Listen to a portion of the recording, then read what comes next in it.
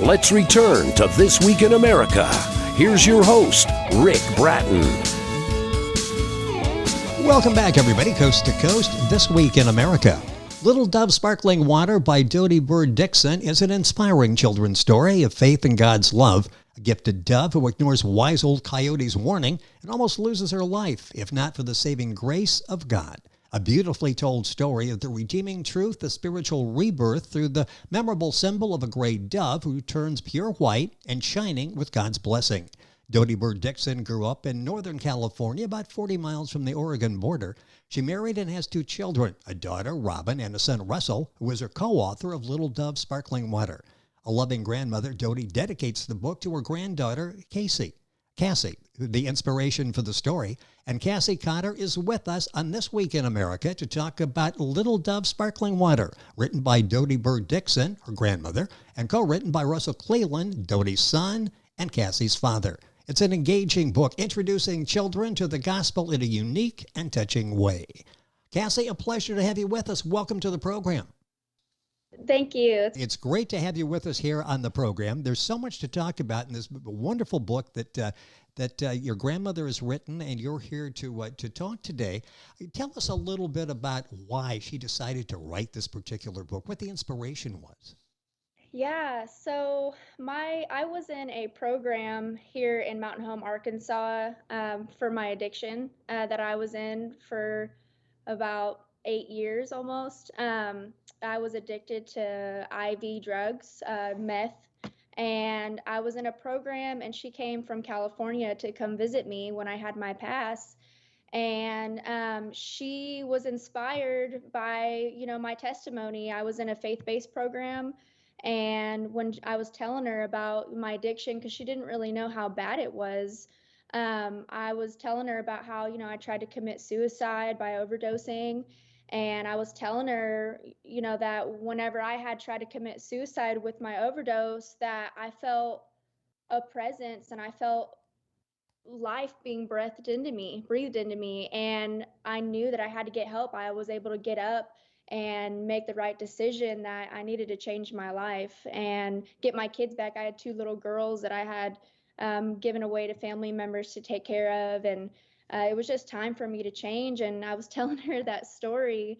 And, she was not a believer at the time. And I believe that through that, God really worked on her. And, the Holy Spirit had told her that she needed to write a children's book about that, about, a bird getting in trouble, not listening to anybody, which is me at that time, was not listening. Yes. And through that, I think God just gave her the book, and through my life and my testimony of me being changed through that. And it's such an amazing book, and the story of the inspiration behind this is really amazing. What she learned from you and what she's now putting in this book that's reaching so many children with a very positive message. Yeah. Our guest on the program is Cassie Cotter. Her grandmother, Dodi-Bird Dickson, is the author of the book Little Dove Sparkling Water. What was the main reason in your grandmother's mind to doing this? I'm sure it was to inspire other people, but she's done it in such a remarkable way. It's a great story with an entertaining story for young people with a very powerful message. Yeah, I think her sole goal was just to reach people of all ages. I think that, I know that it's from my addiction that it's inspired by, but you would never know that reading the book. And I think that she wanted children to get a hold of an inspiring way to understand the gospel of Jesus. And then also knowing that it's good for adults too, that you can read it to your child and it's not about what you think it is or about what it's truly about. You would never even know. So I really think that's the main goal, is just reaching everybody and showing them the gospel. It's interesting, the relationship with your grandmother. When she fully realized the scope of what you went through, you brought her closer to God in that as well. This was an inspiration story that impacts your grandmother as well, doesn't it? Yeah, it actually impacted, my whole family. They say, one addicted person affects 10 people, and it affects the whole family. It's not just that one person going through it. It affects everybody. And when that one person can affect it negatively to other people, imagine when they get clean and get right, and especially find God, it just changes everything. I think when I got saved and my life changed, she knew how bad I was. And when she seen what God did, she knew it could only have been God that changed my life. And, it affected my mom, my dad, my whole family, my kids, everybody who walked through that darkness with me also was brought to a better light too. What brought you to that point when you realized I need to do something? Was there one turning point, or was it a series that sort of evolved that you realized I've got to get my life together? I have people who love me. I love these people. How did you get to that point? Well, I think once I lost everything, I had to really find the end of myself. And I think I just was reaching further and further into my addiction. And, I had family that was saying, your kids need you, your little girls need you. It's time. I would miss court dates, and I was getting arrested and getting in trouble. And I think once I realized that I was really about to lose my kids forever, I needed to, I don't know, I needed to find the end of myself. I really just didn't want to live anymore. And that was either get help, and I didn't know how to do that, or I just didn't want to be in this world anymore. And I think once God gave me that chance, I knew that it had to have been something that saved me from what I did. And I don't know, he just put something in me that was like, I need help. I don't know. I think it was just totally God that did that.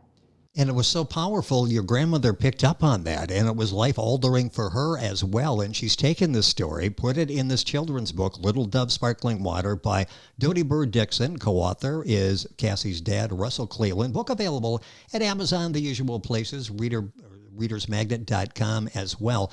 Let's talk a little bit about the story. Once your grandmother gets this idea that she's going to tell your story in a children's book, she comes up with this forest with this dove that I talked about. Briefly, what is the storyline behind Little Dove Sparkling Water? Yeah, so as a kid, me and my grandma were very close. I was a kid, my parents, they came from addiction too, and so me and my grandma were very close. And she used to take me to these sweat lodges, and we would pray, and you'd go in this tent, and they'd shower rocks with water. It was just a sweat lodge, and I was the youngest girl that would go in there with all these adult people. And the head guy, Walking Eagle, had given me an Indian name called Little Dove, and he told me that I was gonna purify the earth, that I was gonna be a light to people. And little did he know, the depth of that name. Yes. And so we've always carried that with me. So she's got an Indian name, and then I've got Little Dove Sparkling Water. And so that was the story behind the name. And I don't know, I think that whenever she heard my story and God had given her that, she knew that it had to be about a dove and a forest and everything else that's involved with the book. What was it like as your grandmother and your dad were working on this book? They were basically using the motivation of your story to get a message, a very powerful message out there to children, and it was all inspired by you. How did you feel as this was all evolving? Really inspired. In the program, I was the women's home director for a while I was there after I graduated, and I really moved up there because it was my life to want to, God put it in me to want to give others the same thing that happened to me. And I used to read that book to them, and I would just cry the whole time because the details in it are exactly what happened to me. The details, and I don't even think she truly know the details, and that's how I knew it was God, that he gave her this idea, and the way that she just was so obedient and submitted to the vision of it. I just super inspired. It just means so much to me that, I feel like God recognizes me and he knows what I went through, and it's just a reminder that he loves me. And and I think it'll be a good reminder to others that God loves everybody and wants everybody to be closer to him. You know, it's interesting because I mean, your message is out there now. Was that difficult for you in the beginning? Because you've got to open up. I mean, you're very open here as to what you went through, how you got through it, where you are today. Was there ever any thinking that, do I really want to expose myself and tell my story? No, I'm not ashamed of what I've gone through. I'm not ashamed of the gospel. God has done something amazing in me, and everybody needs to know about it. That's what we're called to do as Christians. We're called to spread the light, spread the gospel, bring people closer to Jesus. It's our job. It's a command from Jesus, and I'm more than happy. I mean, I get a little nervous, but I'm not ashamed, and it's an honor and a privilege that God would choose me to be able to share my life story and what happened to me. Well, I don't sense any nervousness at all. It's a passion that you have for telling the story and using your life as an example in this remarkable turnaround.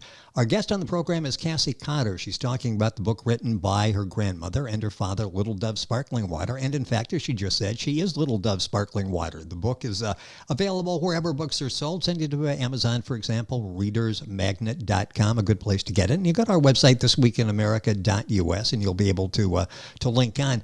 This is really a good book for children in that they can read it. They can read it with their parents and their grandparents. They can read it to them. They can read it with them and ask questions along the way. It's a great book for discussion, isn't it? Yes, it is.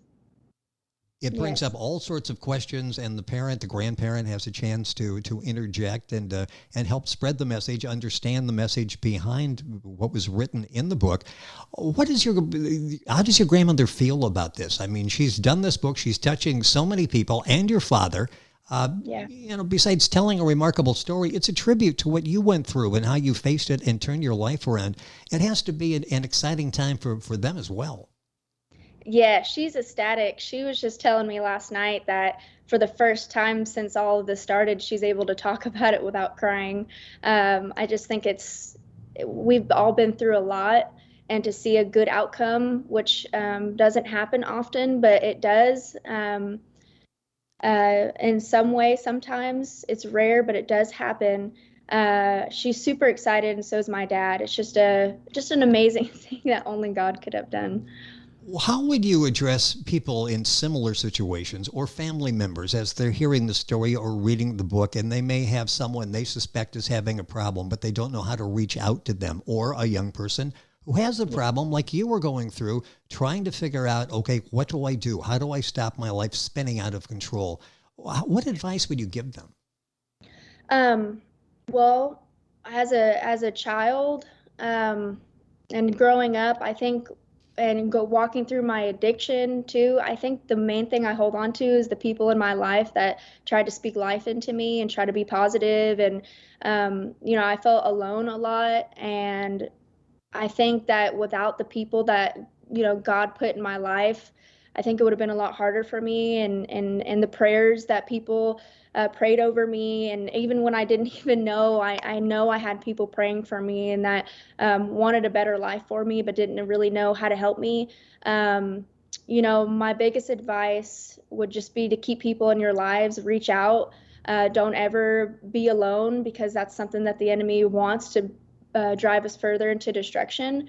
Into like parents who have children in addiction or have, any life controlling issue. It just depends how bad it is. I mean, sometimes there's not really much you can do. Sometimes we feel like if we help them or give them money or try to be there in some sort of way that it helps them, it's usually not the case. I know that a form of enablement is not really healthy. And so really my advice would be, don't stop praying. Don't give up. It will happen. God can change anybody. Nobody is too far gone that God can't fix. And, to the addict or to person with a life controlling issue, reach out.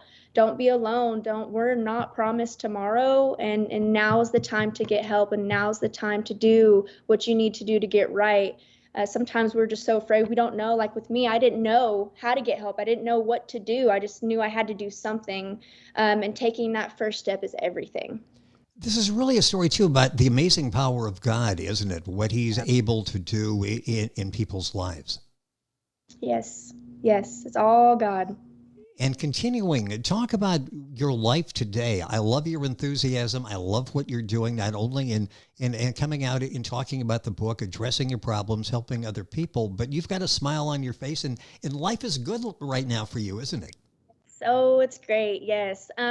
Yeah, so after a few years of me being in the ministry, I went to International School of Ministry, and which is like a 2-year schooling for an associate's degree in biblical studies, and which is offered through the program called Care Center Ministries. And yeah, I was actually ordained as a pastor, and I got married to my husband today, which me and him run the ministry. We have a men's home and a women's home, not together. They're separate Yes. locations. And yeah, so we minister to them and we're there for them. And when I got married to my husband, God restored my 2 little girls to me. And so now we've got them full time, going on 3 years. We've been married, and he has 2 older boys. So I have, new additional sons in my life. And yeah, I mean, life is great. I just never would have thought that a life like this was possible. At first, for like the first year, it was almost too hard for me to grasp the reality that God would give me a good life like this, and that something like this was even real. I used to pinch my husband and say, "Are you even real? Like, is this even?" I don't even understand how something like this, like there's no fighting, there's no addiction, there's no lying, there's none of that is here. It's just a life of goodness that is just way more than I could have ever thought possible. And that's God. He does things that blow our minds, that our human brains cannot even comprehend. It's such an amazing story because you not only turned your life around, you've dedicated your life to God and to helping other people. That has to be very fulfilling. As you're telling that story, it wasn't that many years ago, you never would have thought you would have ended up in this position. If somebody at the depth of your problems would have said to you, if you turn around, I can see you in the ministry. I can see you helping other people. I can see you sharing your story and turning lives around for other people. You couldn't even imagine it, I would think, at that point.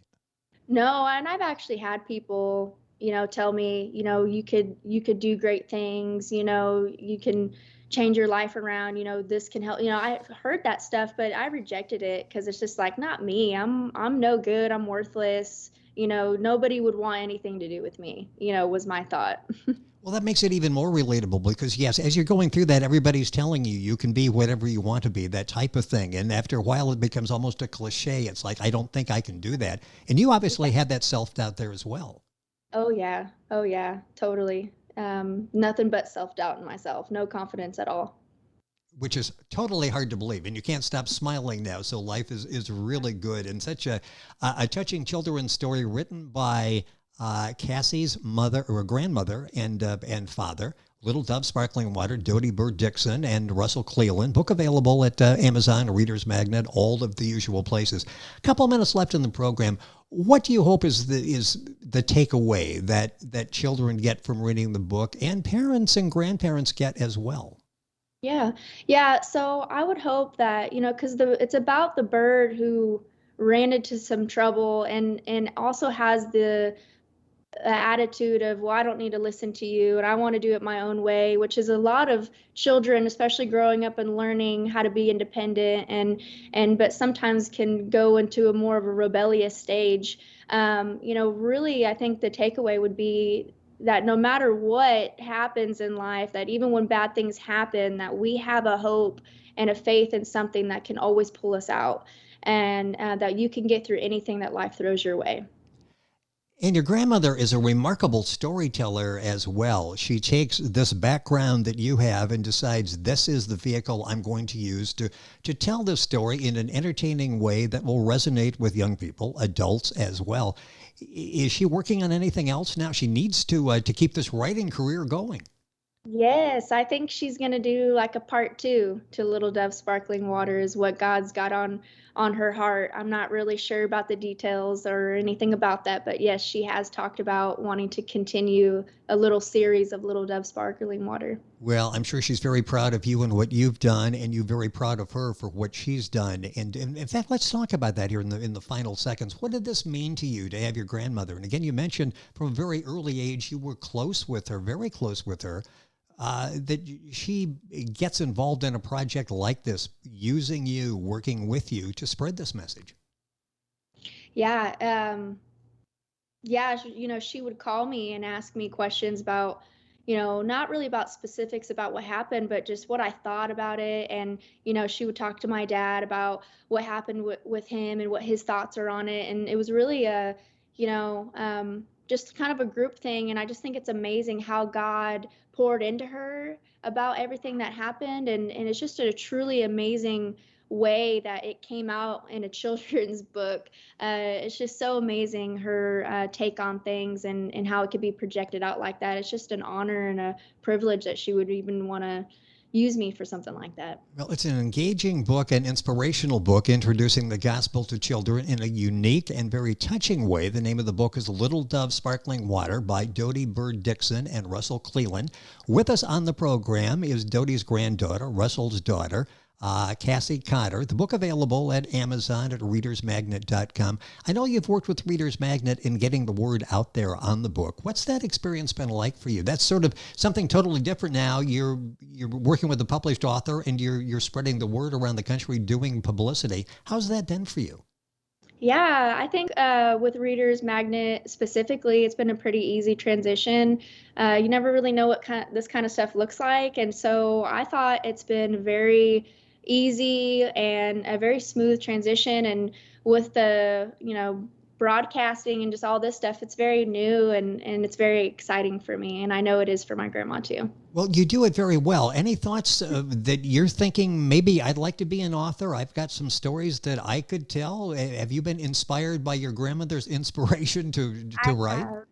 Yes, I have. I've prayed about it, and just waiting for God to open up that door. And I think that it'd be an amazing story to write about the stuff that I've gone through. Maybe not in a children's book, but Yes. yeah, I've always wanted to tell my story in a book. I just, waiting for God to open up that door one day. When the door opens, let us know. We'd love to have you back to talk about that. Cassie, it's been a pleasure to have you on the program. Cassie Cotter, our guest. The book, A Little Dove Sparkling Water by Dodi-Bird Dickson and Russell Cleland, available at Amazon, the usual places, readersmagnet.com. And, of course, go to our website, thisweekinamerica.us, for more information.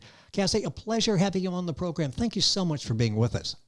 Thank you so much. It was an honor.